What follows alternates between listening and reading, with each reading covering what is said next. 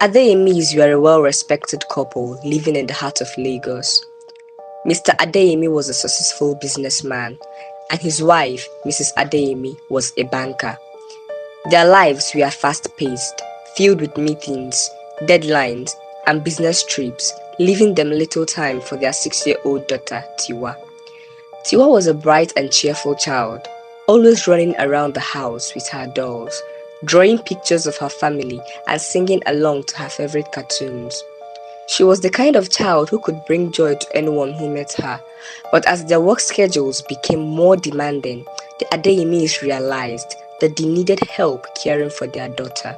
That's when Auntie Grace entered their lives. Auntie Grace came highly recommended by a friend. She was in her mid-30s, polite, respectful, and hardworking. She spoke softly, always addressed the couple as Ma and Sir, and appeared to have a deep affection for children. "Don't worry, Ma. I will take care of your little angel like she's my own child," she had promised on the first day, and for a while, she did. She cooked delicious meals, kept the house spotless, and made sure Tiwa was always well-dressed when her parents returned. The Adeyemis were relieved. They finally had someone they could trust, but something was wrong. At first, the changes in Tiwa were subtle, so subtle that her parents didn't notice. She stopped running to hug them when they got home. She no longer chattered excitedly about her day. Her once bright eyes seemed duller, and she was quieter than usual. Then came the bruises. "Tiwa, what happened to your arm?" Mrs. Adeyemi asked one evening, noticing a dark mark just above her daughter's wrist. Tiwa hesitated. "I fell while playing, Mommy." Another time, she had a swollen lip. "My doll hit me," she whispered when asked. Mrs. Adeyemi's motherly instinct told her something was wrong, but she reasoned with herself. Children fall all the time, right?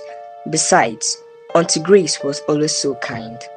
But the real alarm bell rang when Tiwa wet the bed, something she hadn't done in over a year.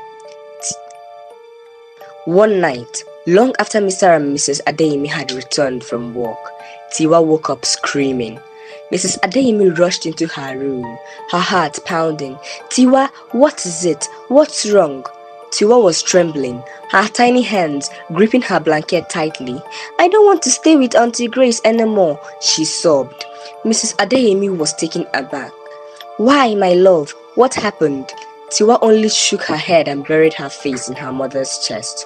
When Mrs. Adeyemi brought it up to her husband later that night, he dismissed it.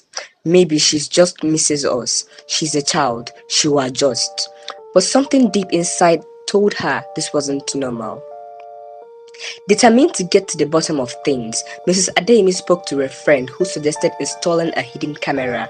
She convinced her husband, and that weekend, they set up a small, nearly invisible camera in the living room and another in Tiwa's bedroom. They didn't tell Auntie Grace. The next morning, they left for work as usual.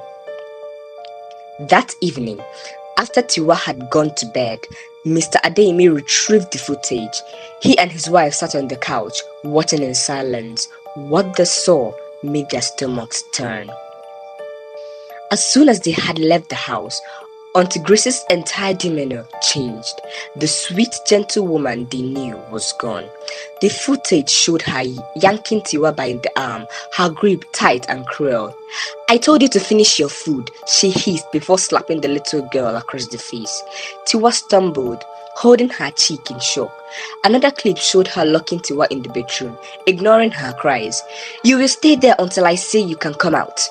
In another, she beat Tiwa's legs with a wooden spoon, muttering angrily, "Useless child, you think you are special because your parents are rich." Mrs. Adeyemi gasped, covering her mouth with both hands. Tears streamed down her face. Her husband sat frozen, fists clenched so tightly his knuckles turned white. Their daughter had been suffering in silence. The next morning, they didn't confront Auntie Grace immediately. Instead, they called the police. As soon as she returned from the market, she found officers waiting for her. She tried to act confused. "Sir? Ma?" What is going on? Mr. Adeyemi didn't even look at her. He simply pressed her play on his phone, showing her the footage. Auntie Grace's face drained of color. She stumbled backward, her voice shaking. I can explain. Take her, Mr. Adeyemi said coldly. The police officers handcuffed her and let her out. Neighbors peeked through their windows as she was driven away. It took months for Tiwa to feel safe again. She had nightmares for a long time, and the scars, both physical and emotional, took time to heal. But with love, patience, and therapy, her parents slowly helped her regain her happiness.